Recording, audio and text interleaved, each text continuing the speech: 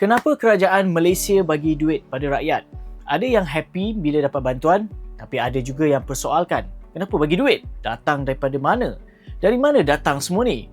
Kalau fikir sekali imbas, memang nampak macam kerajaan bagi free. Tapi hakikatnya, benda ini bukan sekadar suka-suka. Ada sebab besar di sebalik setiap bantuan yang diberikan. Dan sebenarnya, ia berkait rapat dengan ekonomi negara dan kehidupan seharian kita. Kalau tak ada bantuan, ramai mungkin lagi tertekan dengan kos hidup sekarang.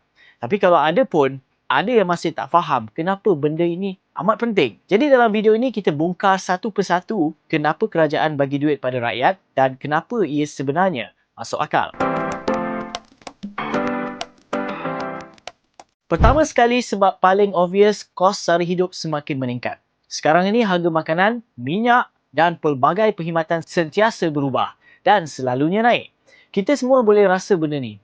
Pergi pasar, pergi kedai, isi minyak semua makin mahal. Bila kos hidup naik, golongan B40 dan M40 adalah yang paling terkesan. Gaji mungkin naik sedikit, tapi harga barang naik lebih laju.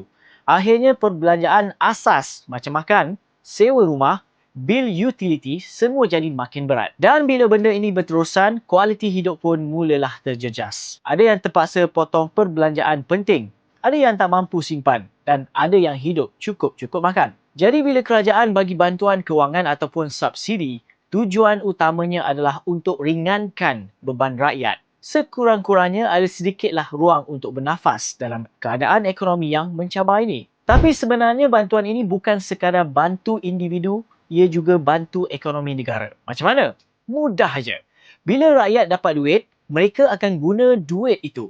Mereka beli barangan dapur, bayar servis makan di restoran, isi minyak. Dan di situlah peniaga dapat jualan. Bila peniaga dapat jualan, bisnes mereka pun berkembang. Bila bisnes berkembang, mereka boleh ambil pekerja ataupun tambah operasi. Nampak tak? Duit itu tak berhenti dekat satu orang je. Dia berpusing dalam ekonomi. Inilah yang dipanggil sebagai merangsang ekonomi. Bantuan yang diberikan bukan sekadar bantu rakyat survive, tapi juga memastikan ekonomi negara terus bergerak dan terus berkembang. Selain itu, bantuan kerajaan juga bertujuan untuk kurangkan jurang antara golongan kaya dan juga miskin. Kalau jurang ini terlalu besar, ia boleh jadi masalah besar untuk negara. Bukan sekadar isu kewangan, tapi boleh bawa kepada ketidakstabilan sosial. Contohnya, bila peluang ekonomi tak seimbang, golongan berpendapatan rendah ini akan terus ketinggalan. Dan ini boleh menyebabkan kadar kemiskinan meningkat dan jurang semakin melebar. Dalam jangka masa panjang, keadaan ini boleh menjejaskan kestabilan negara. Sebab itulah bantuan kewangan diberikan kepada golongan yang memerlukan supaya ada keseimbangan.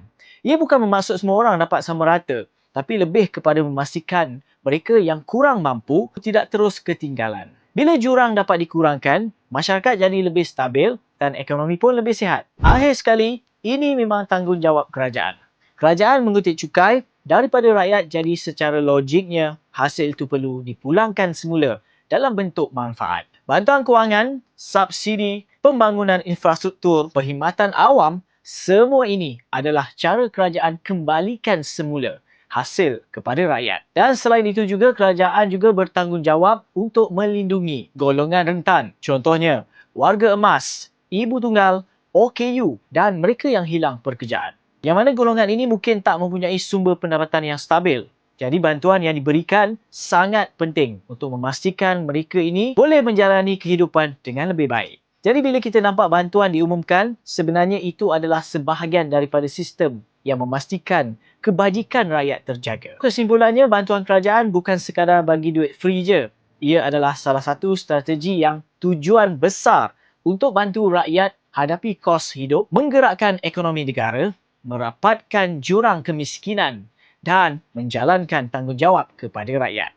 Jadi lain kali bila dengar pasal bantuan kerajaan, jangan nampak sebagai duit semata-mata, tapi faham bahawa ia adalah satu sistem yang bantu rakyat dan negara terus bergerak ke hadapan. Jangan lupa subscribe ke YouTube channel Direct Lending untuk lebih banyak tips kewangan yang santai.